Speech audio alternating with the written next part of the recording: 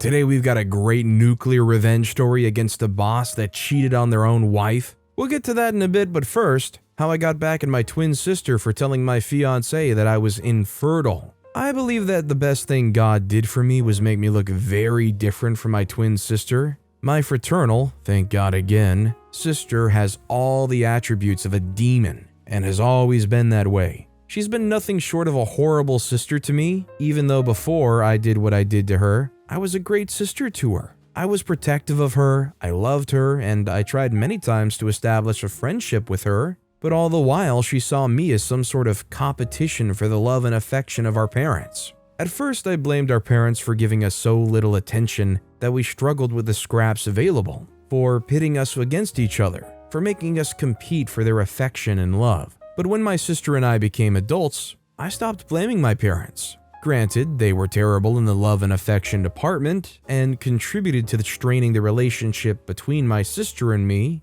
but I believe that as adults, we at some point have to stop blaming others, even if they are our parents, for our actions and inactions, and start facing the fact that we're now adults fully and wholly responsible for the choices we make in life. My parents may have created an environment where my sister and I had to compete for even the most basic things, but even after we got outside that environment, my sister still competed with me for no reason at all. Whatever I had, she wanted, and she wanted fast too. Even as children, whenever I got something, she would want to get it too. Once, I wanted a very low haircut, and our parents permitted me to get one. My parents always had a lady come over to our house to cut our hair at the time. She came over and gave my sister her usual shoulder-length haircut. I had asked for a short pixie cut, and she gave me that and left. That evening, our aunt visited and praised me for being daring enough to get something that boyish. My sister wore a pout all night, and the next day, she told our parents she wanted my haircut.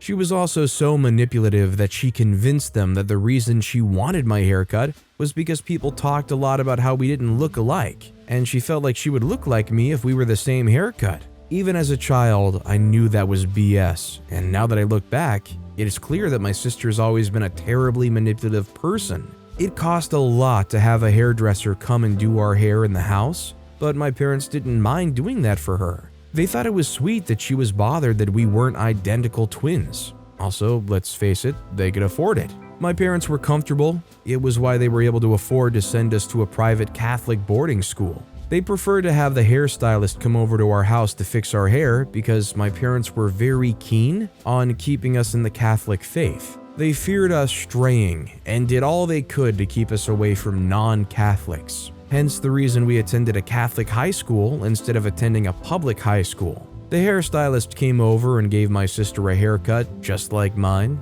After she left, my sister cried her eyes out. My mom was mad at her because apparently the hairstylist had warned that the exact haircut I had on would not look good on her given the shape of her head, but she insisted on getting mine. Well, it looked hideous on her, and while I looked gorgeous in my cute pixie cut, my twin sister looked hideous. While I had a heart-shaped face and it went with the pixie cut, my sister's face was round just like my mom's. The haircut didn't look as good on her as it did on me. My sister and I did not just not look alike, we were also very dissimilar in character. We had nearly nothing in common. While my sister was given to people-pleasing and was very obsessed with people liking her, I didn't care about that.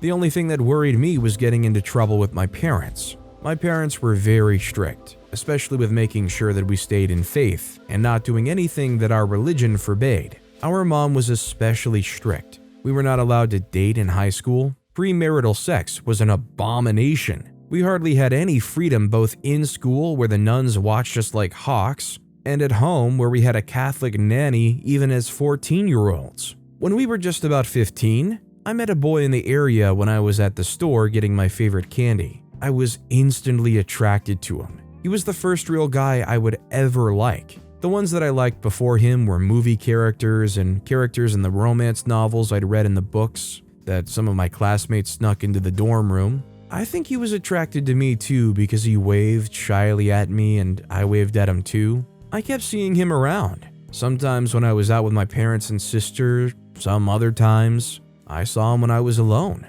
On the times where I was by myself, he would walk up to me and say hello. Once, he asked me to go out on a date with him. I was too embarrassed to tell him that we weren't allowed to date, so I told him that we weren't allowed to date non-Catholics. He nodded and I quickly told him we could be friends. Whenever my parents were out, and they went out a lot, I would go over to his house and we would talk about different stuff. He was curious about how life was in an all-girls school, and I told him about my school. One day we kissed. I wrote him a letter talking about it and telling him that I'd love to do it again. I planned to put it in an envelope and drop it in their mailbox later, but before I could do that, my sister found the letter on my bed. She took it to the kitchen, glued it to the fridge, and called my parents' attention to it. My parents were so mad at me that they made me write a letter breaking up with him. I did write it, and they drove me to his house and watched me put the letter in his mailbox. What they didn't know, however, was that I didn't drop the letter. I hid it in my coat and hurried back to the car. As we drove past his house, I threw the letter away. I never broke up with him, even though I knew he'd have wondered why I stopped sneaking into his home to see him. One day, I met him at the store and smiled at him, but he shot me a cold glance and looked away. I was very hurt.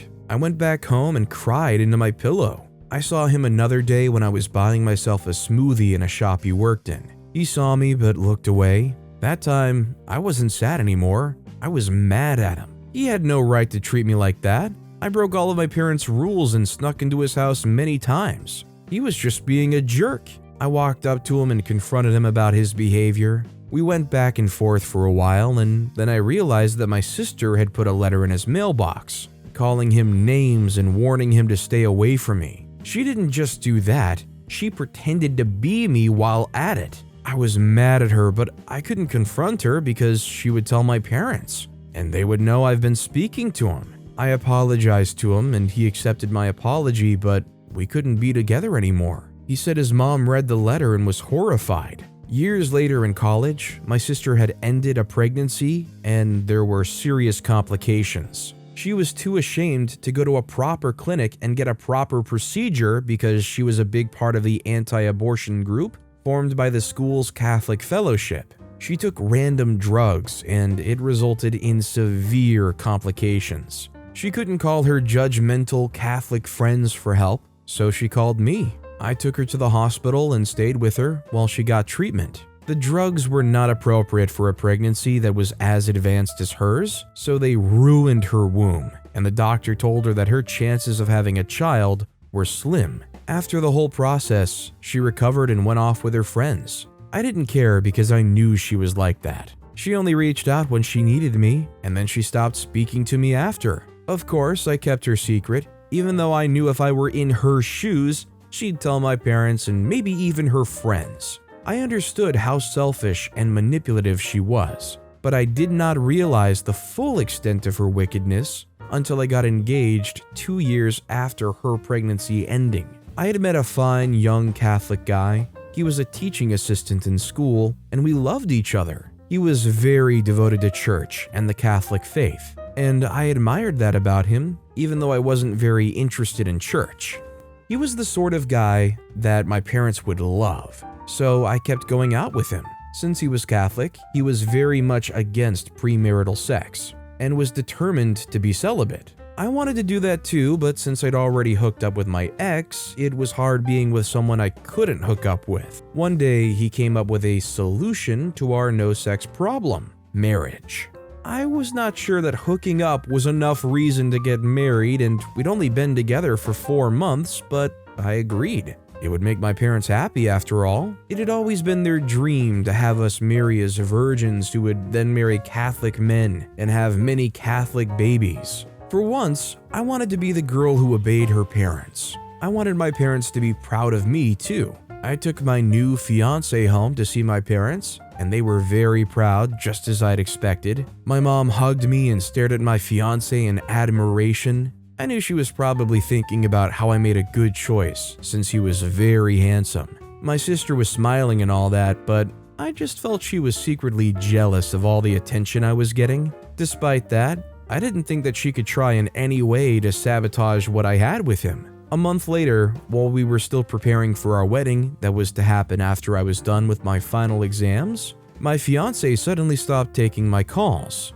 He stopped replying to my texts, too. He also resigned from his job as a teaching assistant and just ghosted me. I was beyond hurt, but I channeled all of my hurt into studying for my final exams. I did well and moved in with my best friend because I couldn't handle going home. I knew my mom would somehow blame me for being ghosted. I tried very hard to move on from him, and I was just getting back on my feet when he reached out to me. I refused to speak to him, but my best friend was so mad, she confronted him about what he had done. He then told her that my twin sister had told him that I was infertile. She told him that I'd had an abortion and the doctor had said that my chances of having a biological child were very slim. My sister basically told my fiance what the doctor had told her. I was shocked. In her usual manner, she had pretended to be looking out for him. He told everyone, and she wanted him to know that I may not be able to give that to him.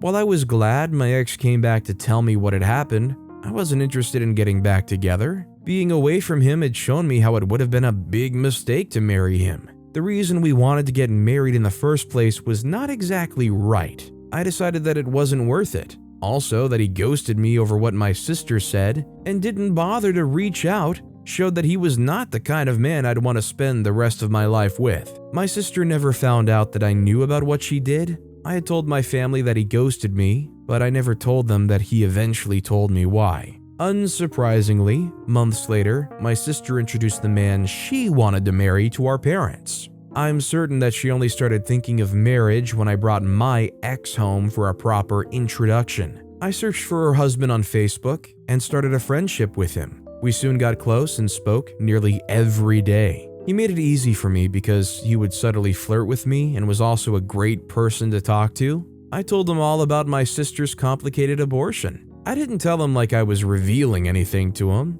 I told him as if he knew already. He was shocked. He couldn't believe that my super religious sister could have done that. He confronted her about it and broke up with her. She tried to contact me and convince me to tell him I was kidding.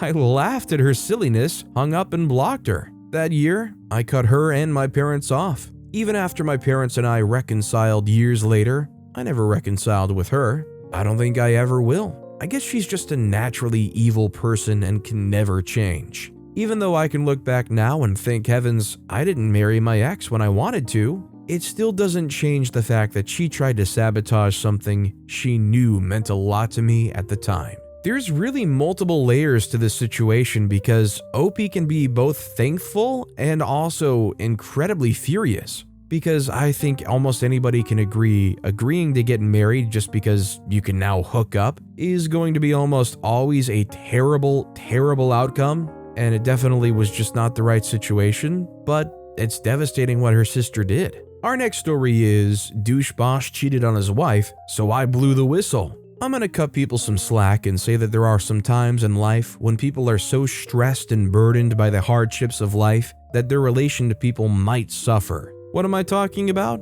I'm saying even good people tend to be jerks once or twice in their lifetimes. This doesn't mean that they aren't good people, but the problems they were facing at that particular point in time did not allow for niceties. So it would be fair if we don't use 1 or 2 weak days to judge their entire character. There are some people, on the other hand, who go every day of their life being jerks. Whether they're in a good or bad mood, they live by making every other person around them feel like crap. Personally, I don't care if you're a jerk or not, as long as we don't have to meet or talk. The only time I do care is when we have to work together every day. And because of that, you focus all of your jerkiness on me. That was the case with my former boss, Mr. J. He was the worst boss anyone could ask for. Condescending, arrogant, narcissistic, the list can go on, but the summary of the whole thing was that it was heck working for him. Every day I wake up, I remember that I have to go to work. It literally ruins my mood for the whole day. And even on the few days when I manage to leave home in a good or neutral mood, I still end up in a bad mood whenever I get back. For a while, this was okay because I really needed the money, but eventually it stopped being okay. Mr. J decided to humiliate me in front of his staff and everybody, and I just couldn't take it anymore. I had to quit, but before I did that, I decided to get my revenge for all the months of frustration and pain. You see, my advice for people in general is that if you want to be a jerk, fine. But don't leave loose ends that people can use to get back at you. My boss didn't know this. He was cheating on his wife without even trying to hide it from me. I didn't know what he expected. Maybe he thought I would be sworn to secrecy or something, but I wasn't. I told his wife, and well, crap hit the fan. But before I go into detail about how that happened, let's start at the top. I didn't go to college after high school. My parents didn't have enough money to pay the tuition. I wasn't among the top tier students either, so I couldn't get an academic scholarship. I was supposed to get a sports scholarship, but I had a major accident one day that made me unable to play football anymore. So after high school, I stayed at home for 2 years, helping my dad run his hardware store. It was kind of tough for me because most of my friends and colleagues went to college. And even if they didn't, at least they left our sleepy suburban town. Eventually, my dad saved enough money and he hired an assistant to help him with the day-to-day running of the hardware store. My mom had an aunt in the city, and I talked to her to help me get out of town. I had the impression that I would fare better in the city, and since I was just starting my life, it seemed like the best decision for me. A few days after my dad hired an assistant in his store, I left home and went to stay with my aunt. My Aunt Cheryl had a tiny apartment upstate, and she had a family of 4,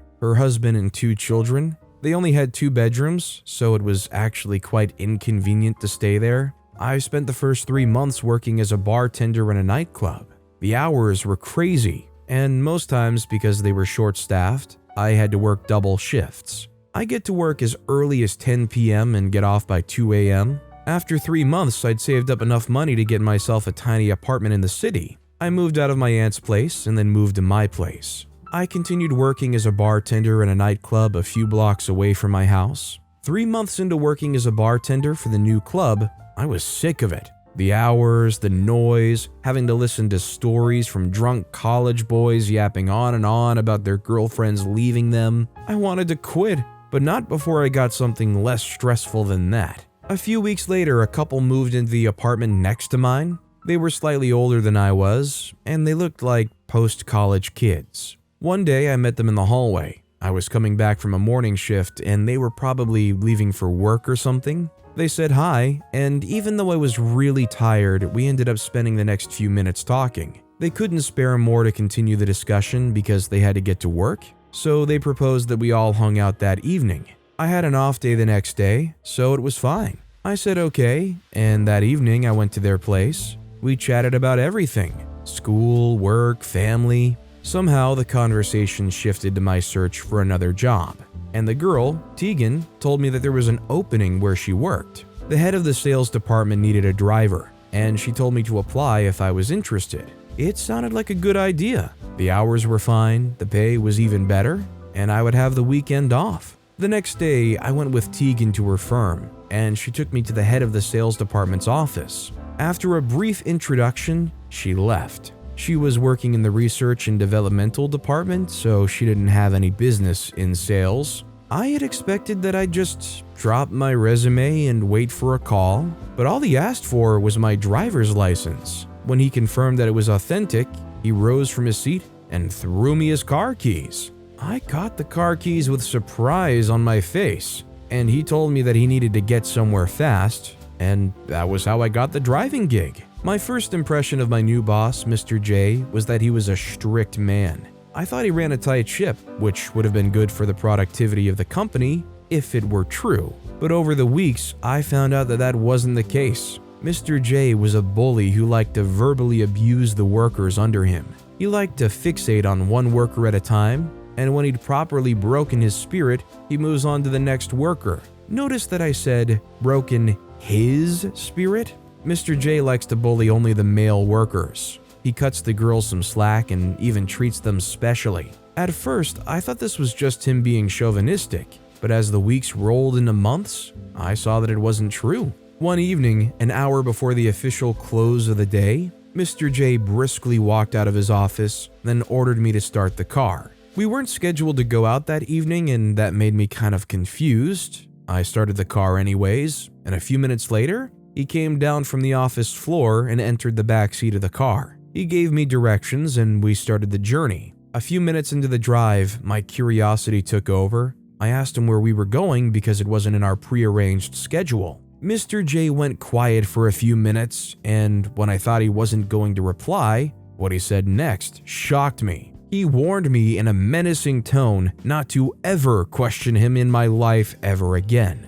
He didn't stop there. He went on to call me stupid and silly for not knowing my place. I tried to apologize, but that only seemed to rile him up more. He yelled at me to never speak back at him ever again, and to never open my mouth when driving. I didn't know how to react to that. I had the urge to apologize again, but he had just told me not to talk to him. I ran the scenario in my head over 1,000,000 times, but I still couldn't figure out what I did wrong. It was an honest question I asked. Why did he make such a fuss about it? A couple of minutes later, he told me to take another right, and we stopped at a motel. Wait, what?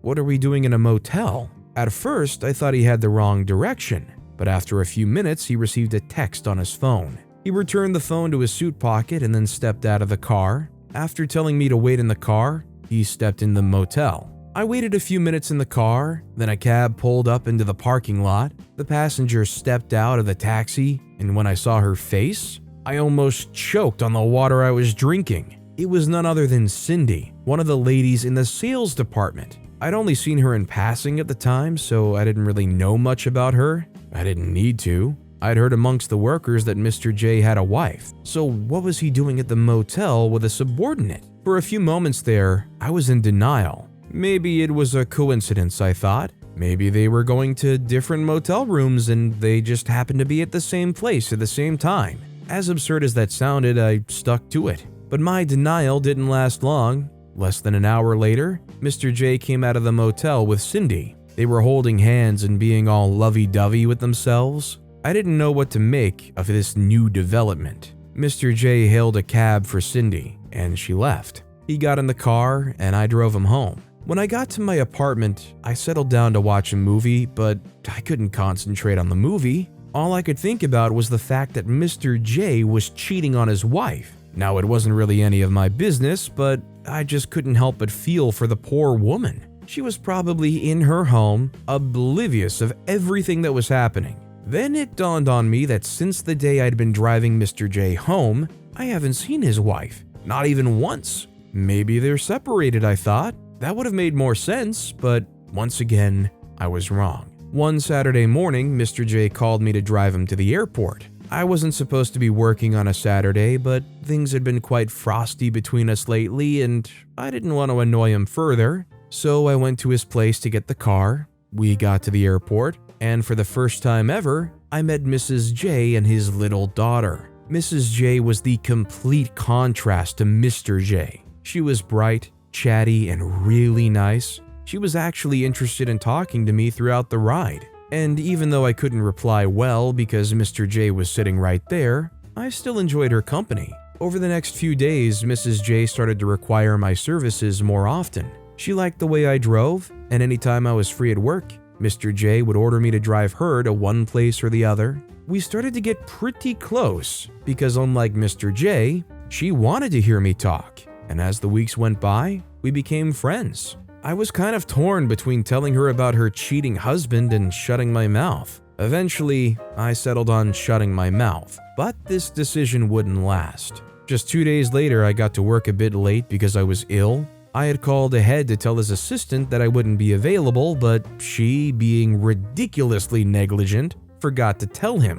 And because of that, he almost missed an important meeting. When I got to work later that day, I received the insult of my life. He called me slow, stupid, silly, and even smelly. Smelly! What hurts the most wasn't the fact that he insulted me, it was the fact that he said all of this in front of everybody in the firm.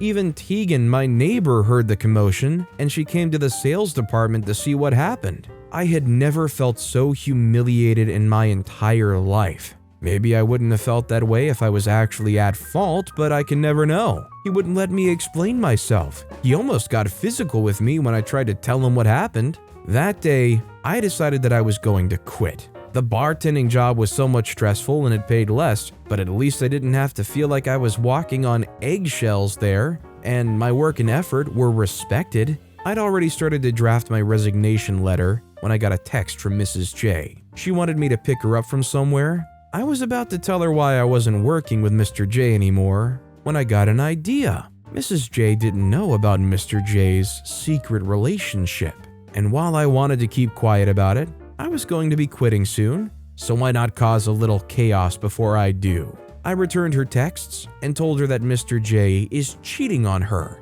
and I told her I had proof. I had to wait a few days until I could get proof, and because of that, I couldn't quit that day. But on the Friday of that week, Mr. J ordered me to drive him to the same motel. He'd been going there frequently, even though his wife was back home from her vacation when he got there. He met up with another girl from the sales department, Alice. They hugged each other just outside the motel, and I quickly took a picture. I sent it to Mrs. J along with the address. Less than 20 minutes later, she got to the motel, and without sparing a second to look or talk to me, she marched into the motel. Minutes later, I heard the commotion inside the motel. The girl Alice ran out half-dressed without shoes. She quickly hailed a cab and got away before Mrs. J ran out with a vase in hand. Mr. J ran out after her, trying to calm her down, but she just turned to him, hitting and scratching as hard as she could. I ran out of the car, feigning innocence and confusion